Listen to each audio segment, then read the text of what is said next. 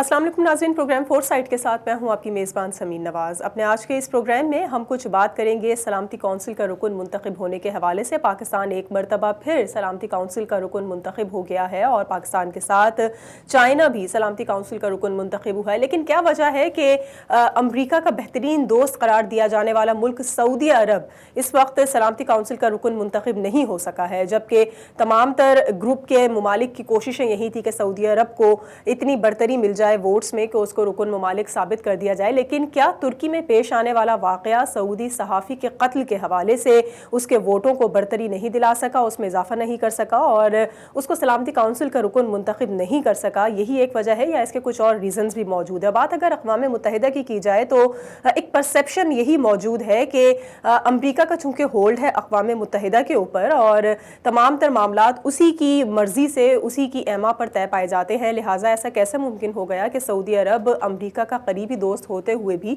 Vote हासिल करने में नाकाम रहा? क्या कुछ इसकी वजूहात हैं? और साथ साथ कुछ हम बात करेंगे कि जो ममालिक सलामती काउंसिल के रुकन मुंतखब हुए हैं और इंसानी हुकूक के हवाले से ये कहा जा रहा है कि इन ममालिक में जो है वो पामाली नहीं होती है इंसानी हुकूक की, क्या ऐसा ही है या फिर वहाँ पर भी कहीं ना कहीं कुछ ना कुछ मामलात हमें डिस्टर्ब नज़र आते हैं? किसी न किसी बेल्ट में, किसी न किसी बॉर्डर की सूरत हाल के हवाले से वहाँ पर भी मुसलमानों पर वही मजालिम ढाए जा रहे हैं या वहाँ पर भी वही गैर इंसानी सलूक किया जा रहा है जिसके हवाले से सऊदी अरब को हाथ धोना पड़े हैं सलामती काउंसिल की रुकनियत से। इसी पर आज कुछ बात करेंगे। इसके लिए हमारे साथ सीनियर सहाफ़ी और तज्ज़ियाकार अजीम मियां साहब मौजूद होंगे, उनसे हम कुछ सवालात के जवाब जानना चाहेंगे, लेकिन एक मुख्तसर से वक्फे के बाद।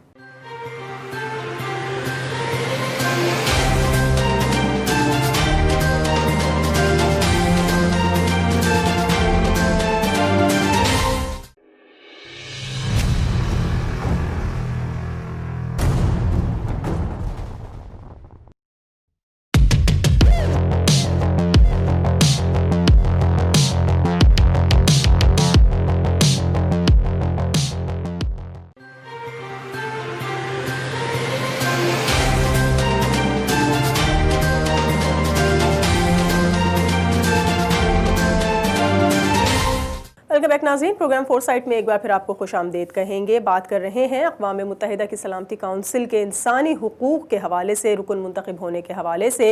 अजीम एम मियां सीनियर सहाफ़ी और तज्ज़ियाकार हमारे साथ मौजूद हैं। चीन और रूस के साथ पाकिस्तान इंसानी काउंसिल के रुकन मुंतखब हो चुके हैं, लेकिन क्या वजह है कि सऊदी अरब नहीं हो सका? इसी सवाल से गुफ्तगू का आगाज़ करेंगे। बहुत शुक्रिया अजीम साहब, आपने प्रोग्राम के लिए वक्त दिया।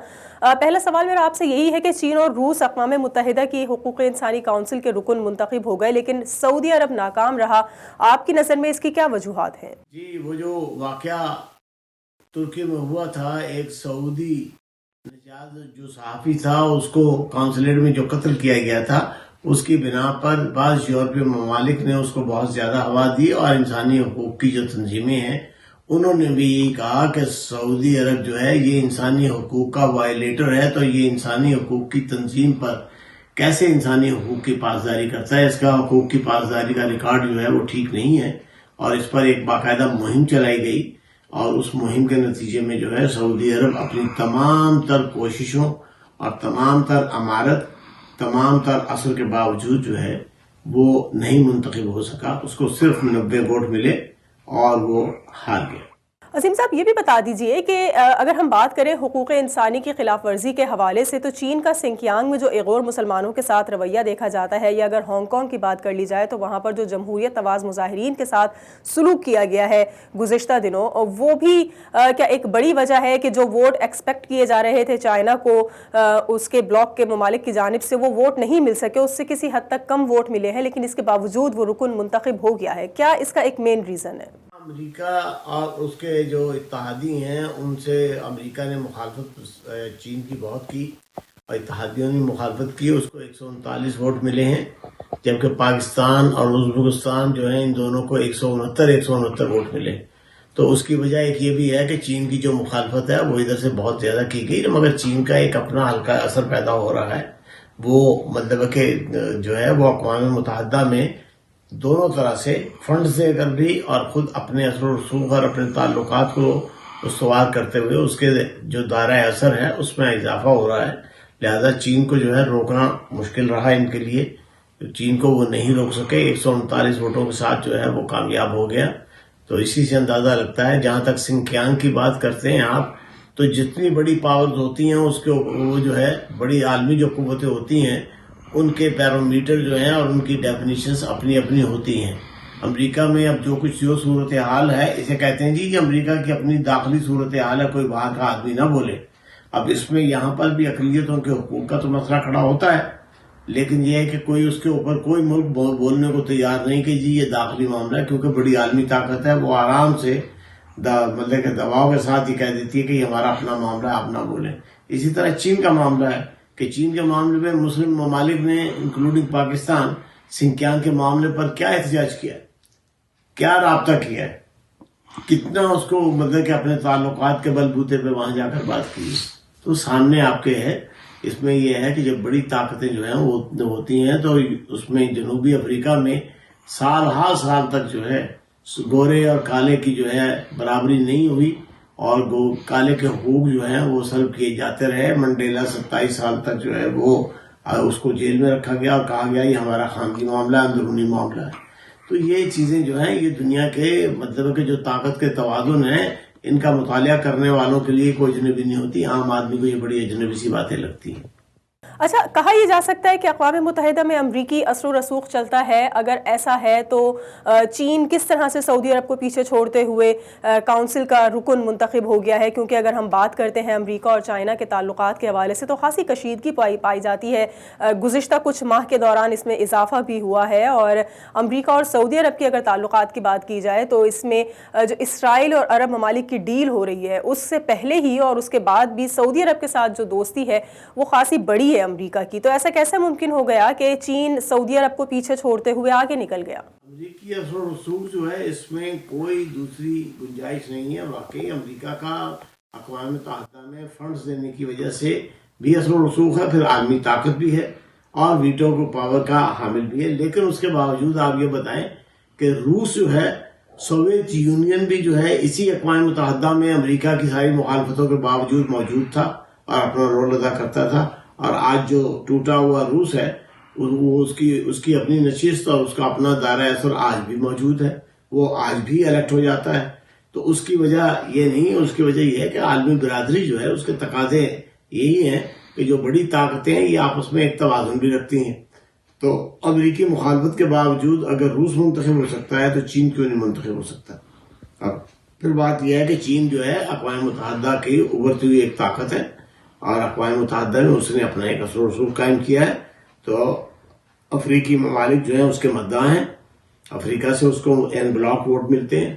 جہاں تک امریکی اثر کا تعلق ہے, امریکہ نے مخالفت کر کے دیکھ لی, بھرپور مخالفت کر کے دیکھ لی, اور اس کے نتیجے میں یہ ہے کہ پاکستان سے کم ووٹ چین کو ملے ہیں. حالانکہ چین کا جو اثر و رسوخ ہے وہ پاکستان کے مقابلے میں دنیا میں کہیں زیادہ ہے, اور اس کی معاشی قوت بھی بہت بڑی ہے, سب کچھ ہے. تو یہ چیز جو ہے اس میں یہ کہنا, وہ اقوام متحدہ میں جو ہے طاقتوں کا ایک توازن جو ہے وہ رہتا ہے. فرانس جو ہے وہ کیسے منتخب ہو جاتا ہے, حالانکہ کئی دفعہ فرانس اور امریکہ کے تعلقات بھی خراب ہوئے. تو یہ کہنے کا مطلب یہ کہ اقوام متحدہ کے نظام کو قریب سے دیکھنے اور سمجھنے کی ضرورت ہے کہ وہ کس طرح سے وہ میکانزم کا مطلب کہ کس طرح سے ان ساری چیزوں کو اکوموڈیٹ کرتا ہے. اور یہی وجہ ہے کہ اقوام متحدہ جو ہے وہ ایک بالکل اقوام متحدہ کی سیکیورٹی کے بارے میں عام طور سے پاکستانیوں کو یہ شکایت ہے کہ سیکیورٹی کونسل کچھ نہیں کرتی اور اقوام متحدہ مردہ ہے. تو وہ اس کی بھی وجہ یہی ہے کہ یہاں پر جو ہے بڑی طاقتیں جو ہیں ان کے مفادات کے لیے تو سارا کام ہو جاتا ہے, چھوٹے معاملات میں اصول ہو یا نہ اصول ہو بڑی طاقتوں کی برسی چلتی ہے. ٹھیک ہے عظیم صاحب, آپ سے کچھ مزید سوالات کے جوابات بھی لیکن ایک بریک لیں گے یہاں پہ. بریک کے بعد واپس آ کر آپ سے کچھ مزید گفتگو کریں گے. ہمارے ساتھ رہیے.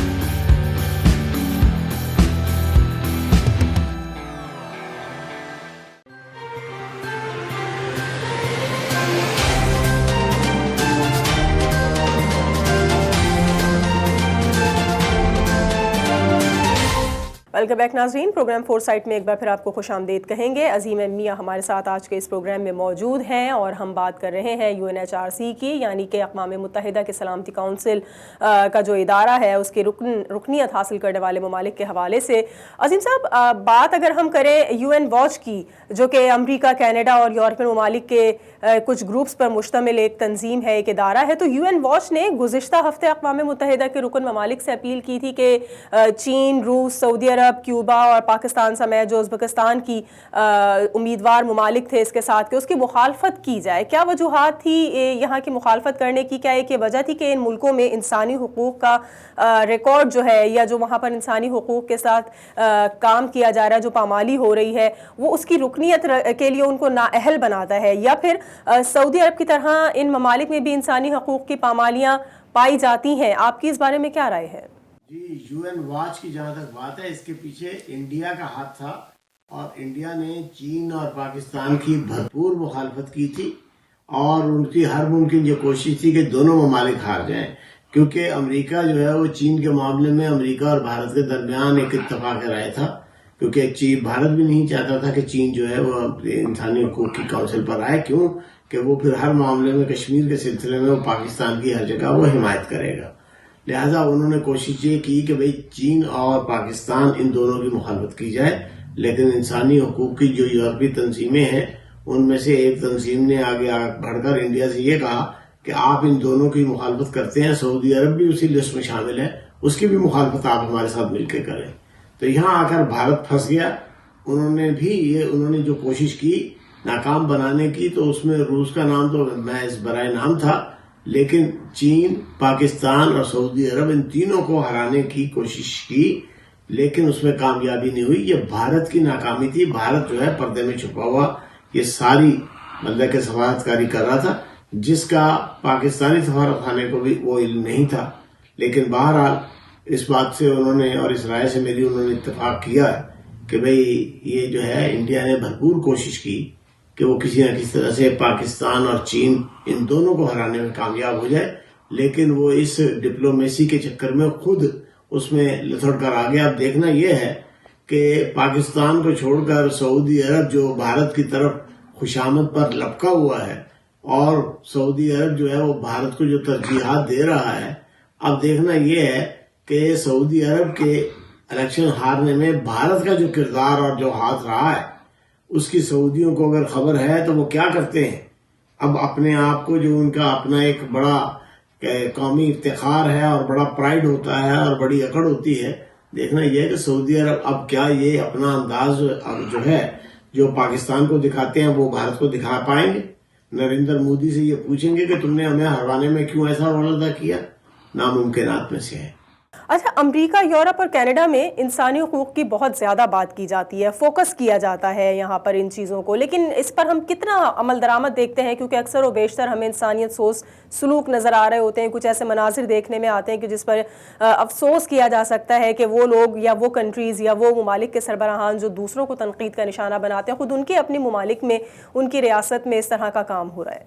इसमें जो तीसरी दुनिया के ममालिक हैं उनके यहाँ तो सिर्फ ऐलानात है, बाकी सारे काम वही होते हैं इंसानी हुकूक के, जिसमें जो है एलीट तबका जो है उसके हुकूक तो महफूज रहते हैं, लेकिन आम शहरी के हुकूक जो है वो मतलब हुक्मरानों की जूतियों के नीचे मसले जाते हैं। चाहे वो कोई भी मतलब मुल्क आप देख लें, अफ्रीका का कोई मुल्क देख लें, पाकिस्तान को देख लें, वहाँ एक आम गरीब आदमी के हुकूक कहाँ पर है? उसको तो ये हक भी नहीं दिया जाता कि वो अपनी रोटी बाइज्जत तरीके से कमा के और अपने बच्चों के जो है वो पेट पाल सके। उसके लिए तो कोई हुकूक नहीं है। जब चाहता है थानेदार उसको बंद कर देता है, जब चाहता है किसी इल्जाम के बगैर जो है उसको पुलिस उधेड़ डालती है। और यही नहीं है, अगर उसका हक भी बनता है तो उसको लाइन में लगाकर इतना मतलब कि जलील किया जाता है और उसके बाद में साल तक उसकी कोई मतलब कि हक दाद रसी नहीं होती है। तो ये तो, लेकिन जहां तक ये बड़े ममालिक में है ठीक है, यहाँ भी बाज दफा इंसानी हुकूक जो है उसकी सूरत हाल मुतासर होती है, लेकिन बाई एंड लार्ज आप इसका मुकाबला करके देख लें कि तीसरी दुनिया के जो ममालिक हैं उनके मुकाबले में इन मुल्कों में इंसानी हुकूक की सूरत हाल जो है वो ना सिर्फ कदरे बेहतर है बल्कि खासी बेहतर है। اور اس میں ہر انسان جو ہے وہ بڑے آرام سے یہ کہہ سکتا ہے کہ اگر میرا کسی نے حق مارا تو میں عدالت چلا جاؤں گا، اگر میرا کسی نے حق سلب کیا تو میں انسانی حقوق کی تنظیم سے اپیل کروں گا، میں کورٹ میں چلا جاؤں گا. بڑے اعتماد سے کہا جاتا ہے. کیا پاکستان میں یا دوسرے ممالک میں جو ہے عام شہری یہ کہہ سکتا ہے کہ ہاں میں عدالت میں جاؤں گا اور انصاف مجھے ملے گا؟ کیا اس میں یہ احساس ہے؟ کیا اس میں یہ احساس ہے کہ وہ تھانے میں جائے گا تو تھانے میں انصاف پر مبنی جو ہے اور گواہوں پر مبنی اور سچائی پر مبنی اس کو انصاف ملے گا؟ کیا اس کو اس بات کا مطلب ہے کہ وہاں پر ادراک ہے یا اس کو حق حاصل ہے کہ وہ اگر تھانے میں جائے گا تو خیریت سے واپس لوٹ آئے گا، یا کسی بندے کو کسی اور الزام میں اس کو بند نہیں کر دیا جائے گا، یا اس کو جو ہے سڑک پہ چلتے ہوئے مار نہیں دیا جائے گا؟ تو یہ اس لحاظ سے یہ سوال بڑا عجیب سا تیسری دنیا کے ممالک سے معلوم ہوتا ہے کہ وہ ان مغربی ممالک کے انسانی حقوق کو جو ہے وہ چیلنج کریں. بالکل یہ نہیں میں کہتا، بلکہ انسانی معاشرے ہیں، اس میں بھی اونچ نیچ انسانی حقوق کے بارے میں ہوتی ہے اور ہم دیکھتے بھی ہیں، لیکن یہ ہے کہ اس کی داد رسی کے بھی طریقے ہیں. اور دوسرے عام شہریوں میں تصور یہ ہے کہ ان کے حقوق کم از کم ان کو احساس یہ ہے کہ ان کے حقوق جو ہیں وہ موجود ہیں اور اس کا تحفظ بھی ہونا چاہیے.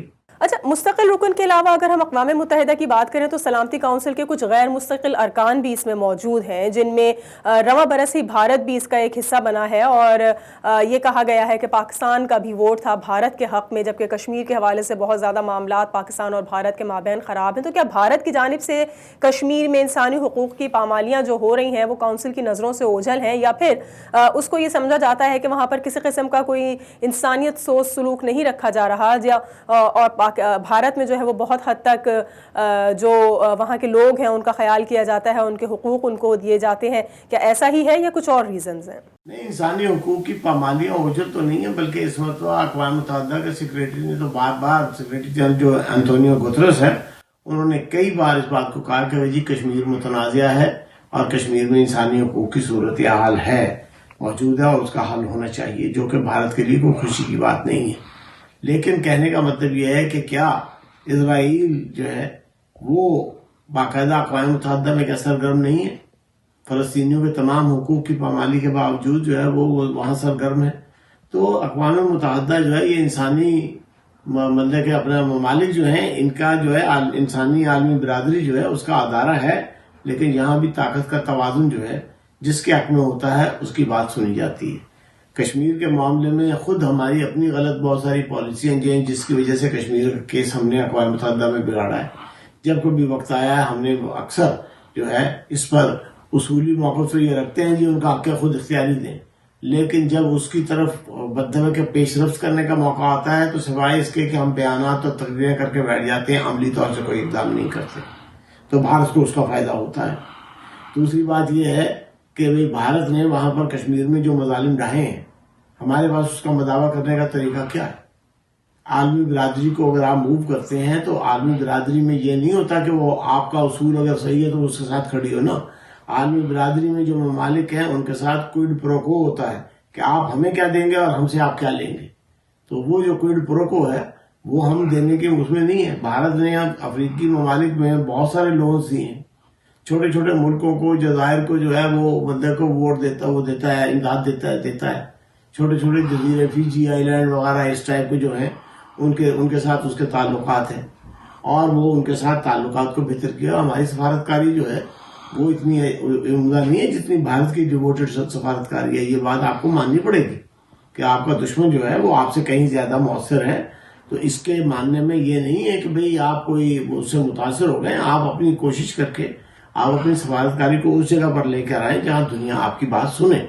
خالی ہم گھروں میں اپنے ہی گھروں میں تقریریں کر کے خوش ہو جاتے ہیں، ہمارے وزیر خارجہ ہوں یا ہمارے مطلب کہ جو ہے دوسرے افسر ہوں یا ہمارے وزیر اعظم ہوں، وہ اپنے گھر میں ہی کشمیریوں کے حق کی بات کر کے خوش ہوتے ہیں، جبکہ کشمیریوں کا حق خود اختیاری دنیا سے منوانے کی ضرورت ہے. تو وہ دنیا سے منوانے کے بجائے اپنے عوام سے منوا کے اپنی عوامی پرجوش تقریریں کر کے اور وہیں تک رک جاتے ہیں کہ دیکھیے ہم نے کشمیر کا جھنڈا بلند کر دیا ہے. ایسا نہیں ہے. عالمی برادری میں عالمی سفارتکاری جو ہے اس کے کچھ آداب، کچھ طریقے ہیں، کچھ اصول ہیں، کوئی میکنزم ہے. اس میکنزم میں آپ مطلب رول اپنا ادا کریں. تو بھارت کے کیوں نہیں، بھارت کے بارے میں لوگ پھر خود کہیں گے کہ یہ جو ہے انسانی حقوق کی ابھی بھی کہہ رہے ہیں، لیکن ابھی یہ ہے کہ صرف وہ بھی کہہ کر اور مذمت کر کے یا حمایت کر کے خاموش ہو جاتے ہیں. عملی طور سے نہ وہ پاکستان کا ساتھ دینا چاہتے ہیں نہ وہ بھارت کا ساتھ دینا چاہتے ہیں. تو یہ کیفیت ہے. مگر ہم جو ہے اپنے گھر میں بیٹھ کے اگر خوش ہیں کہ کشمیر جو ہے وہ مطلب ہے کہ کشمیر پر ہم نے اتنی زوردار تقریر کر دی ہے اب دنیا ایمان لے آئے گی، تو ایسا نہیں ہوتا. یہ عالمی سفارتکاری میں ایک سے ایک بڑا مقرر اور ایک سے ایک لمبی تقریر کرنے والا مقرر پڑا ہوا ہے. لیکن یہ ہے کہ لمبی تقریریں بلکہ عالمی ادارے میں لمبی تقریریں یا پرجوش تقریریں جو ہیں ان کا کوئی اثر اس لیے نہیں لیا جاتا کہ یہ دنیا کی حقیقتوں سے آشکار ادارہ ہے. یہ خالی جذبات پر اگر بکتا ہوتا تو پھر اب تک بہت کچھ ہو گیا ہوتا. ایسا نہیں ہے. لمبی تقریروں کے بجائے مؤثر تقریریں، مؤثر اقدامات کر کے آپ اپنے دشمن کی پیش رفت روک سکتے ہیں. بھارت بالکل کشمیر میں خلاف ورزیاں بھی کر رہا ہے، مظالم بھی کر رہا ہے، گرفتاریاں بھی کر رہا ہے، کشمیر پر اس کا قبضہ بھی ہے. ساری چیزیں ناجائز ہیں. لیکن ان ساری ناجائز چیزوں کو جو ہے ہم نے دنیا کے سامنے سوائے تقریروں کے اور کہاں سامنے لا کے رکھا؟ آپ نے اور باقی سفارتکاری میں کیا کیا ہے؟ نتیجہ اس کا یہ ہے کہ جتنا کام ہوگا، جتنا گوڑا آپ ڈالیں گے اتنا ہی میٹھا ہوگا. ٹھیک ہے، بہت شکریہ. عظیم میاں ہمارے ساتھ موجود تھا آج کے اس پروگرام میں، اور ہم کچھ بات کر رہے تھے حال ہی میں ہونے والے اقوام متحدہ کی UNHRC سیشن کے حوالے سے، جس میں نہ صرف پاکستان بلکہ ازبکستان، اس کے علاوہ چین اور کچھ اور دیگر ممالک موجود ہیں. آذربائیجان موجود ہے. سعودی عرب کے علاوہ جو رکن ممالک منتخب ہو چکے ہیں انسانی حقوق کو پورا کرنے کے حوالے سے، اور سعودی عرب جو ہے وہ اس دوڑ میں باہر رہا ہے. گو کہ امریکہ کا خاصا دوست نواز ملک ہے، لیکن یہاں پر کچھ ووٹ اس کو کم پڑ گئے، جس کی وجہ سے وہ ان ممالک سے پیچھے رہ گیا. اگلے ہفتے کچھ اور ایشوز کے ساتھ، کچھ اور مہمانوں کے ساتھ آپ کے سامنے ایک اور پروگرام کے ساتھ حاضر ہوں گے. پروگرام ٹیم کے ساتھ سمین نواز کو اجازت دیجیے. اللہ نے کے بعد.